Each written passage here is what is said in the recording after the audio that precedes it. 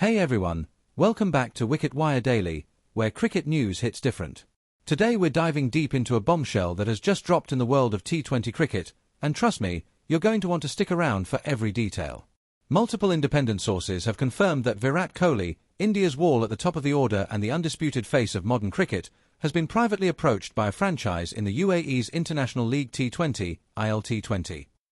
The offer: a staggering 3-year deal worth over $30 million US.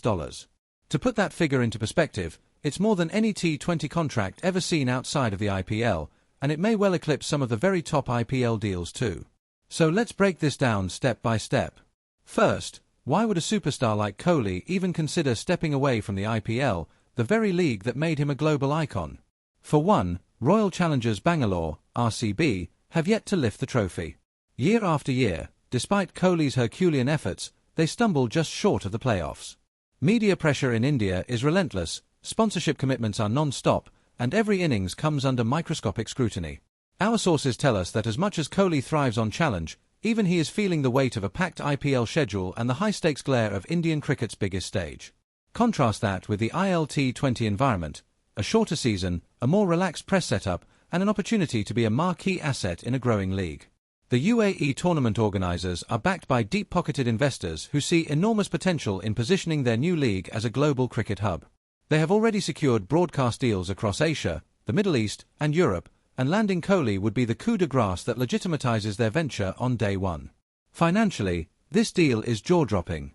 We're hearing that the $30 million figure includes match fees, image rights, and a share of merchandising revenue.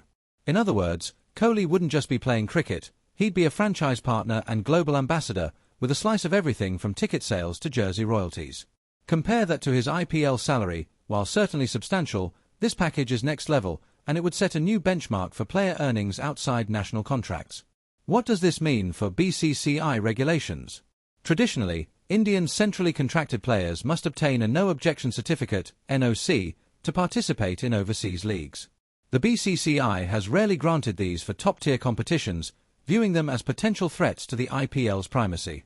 If Kohli pushes this through, it could force the BCCI's hand. Will they allow India's premier batsman to earn massive sums abroad, or will they bend the rules to keep him in the IPL ecosystem? This standoff could redefine the balance of power between players, franchises, and boards. Next, consider the ripple effects on younger Indian cricketers. If Kohli is allowed to play in the IPL T20, it paves the way for a second wave of talent to explore opportunities beyond domestic boundaries, much like footballers in Europe who move between leagues.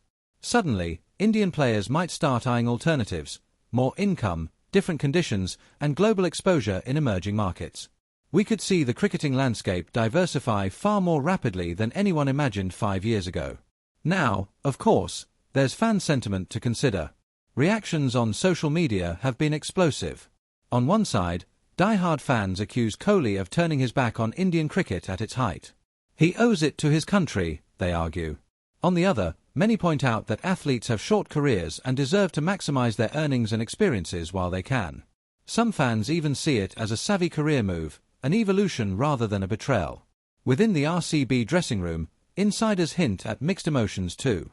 Teammates are reportedly supportive of Kohli's freedom but saddened by the idea of losing him, even for a season. RCB's management is supposedly watching developments closely, aware that losing Kohli would be a huge blow to ticket sales, sponsorships, and brand value. So what now? As things stand, talks are in the early stages, per our well-placed sources. Kohli's camp is carefully weighing options, talking numbers, timelines, and potential conflicts with international duties. The IPL T20 season is scheduled to run from late January to mid-February 2026, which does not clash with any ICC events. That window makes the proposal even more attractive: a high-impact tournament with no risk of missing out on World Cups or major bilateral series. Meanwhile, the BCCI brass is reportedly convening emergency meetings. Will they grant an NOC preemptively, or will they wait to see if Kohli officially signs before taking a public stance? We might see a diplomatic balancing act, allowing Kohli to play but tightening regulations for everyone else. Or, conversely, refusing the NOC and trying to deter other players from exploring similar paths. One thing is certain: if Kohli takes this deal, he'll rewrite the script for future generations. Indian cricketers will suddenly have more bargaining power, more choices, and more pathways to global stardom. It could spark a mini-revolution in franchise cricket, a transition from a single-league dominance model to a multi-league ecosystem powered by player autonomy. So here's where you come in. Should Virat Kohli pursue this groundbreaking T20 offer, potentially earning north of $30 million, playing in a brand new league under less pressure, and shaping the future of global T20 cricket?